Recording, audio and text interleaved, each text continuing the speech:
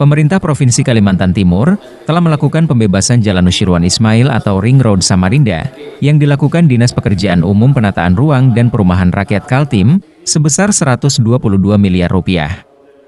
Adapun tahapan alokasi anggaran pembebasan ganti rugi tersebut, Pemprov Kaltim melalui alokasi anggaran pendapatan dan belanja daerah APBD 2023 sebesar 99 miliar rupiah, ditambah dengan APBD perubahan 2023 sebesar 23 miliar rupiah.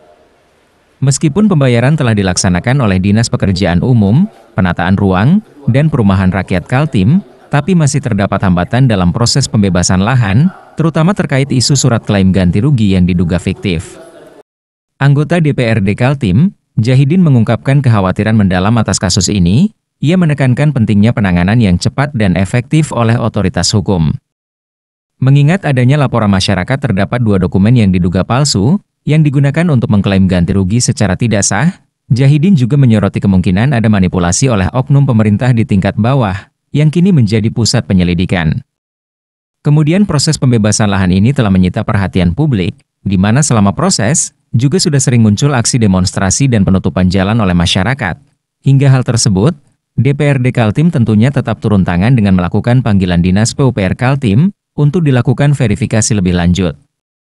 Demikian juga keterangan Jahidin, yang mana saat itu ia masih sebagai Ketua Komisi 1, yang juga secara langsung memediasi kasus sengketa lahan itu kepada pemerintah. Diketahui juga, Jahidin kembali terpilih lagi menjadi anggota DPRD Kaltim periode 2024 hingga 2029, Dapil Kota Samarinda melalui Partai Kebangkitan Bangsa.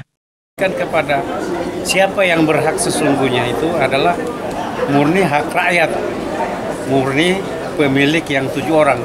Dan kita sudah menginventarisir, memang mereka mempunyai surat dari yang diketahui oleh lurah camat, termasuk RT lingkungan setempat, memang mereka adalah penggarap asal.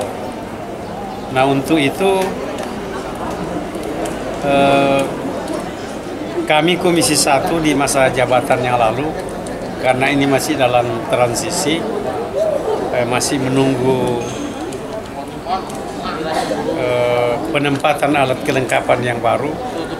Tetapi insya Allah saya selaku kader Partai Kebangkitan Bangsa yang sudah termasuk 4 periode sudah di DPRD ini, sejak dari tenaga ahli sampai menjadi anggota DPRD 3 periode, tetap Komisi 1 khususnya fraksi PKB secara kepartaian, Komisi 1 secara kelembagaan tetap akan membantu masyarakat yang betul-betul merasa memiliki dengan tanah yang diklaim tadinya yang 7 orang belum dibayar.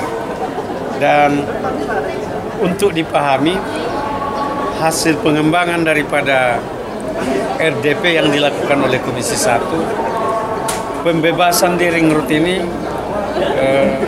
di kemudian hari ada merupakan temuan-temuan hukum, karena ada indikasi bahwa justru yang menerima pembebasan terlebih dahulu terindikasi tidak memiliki tanah yang sebenarnya, tetapi kenyataannya dalam penerimaan di pemerintah provinsi yang dikoordinir oleh PUPR, mereka ada yang sudah menerima sepenuhnya pembebasan itu yang nilainya cukup besar. Dan ini Komisi 1 secara kelembagaan nantinya akan memanggil oknum yang terdata bahwa bukti penerimaan di masa yang lalu yang bersangkutan sudah menerima ganti untung demikian besar, tetapi ternyata setelah diselidiki berdasarkan informasi masyarakat setempat, yang bersangkutan tidak memiliki tanah. Dan ini kalau betul-betul terjadi, maka ini suatu kecerobohan yang dilaksanakan oleh pihak PUPR, oknum PUPR, yang Komisi 1 akan mendorong supaya itu akan disidik terus. Dari gedung kantor Dewan Perwakilan Rakyat Daerah DPRD Provinsi Kalimantan Timur, keterangan Jahidin terkait permasalahan pembayaran ganti rugi lahan Ring Road 2 Samarinda yang dianggap tidak tepat sasaran, tim GA TV, Rusli mengabarkan.